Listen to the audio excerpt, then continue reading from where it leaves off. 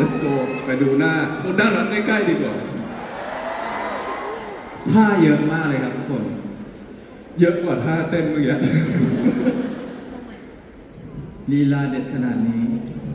ครับผมมันมีท่าอะไรอื่นไหมครับที่ทุกคนอยากเห็น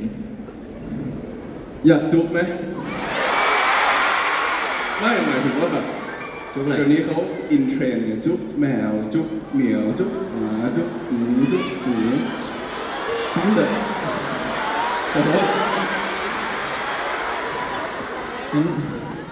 จุ๊บดังได้ไหมล่ะ kiss kiss kiss kiss kiss you kiss kiss if you kiss I will kiss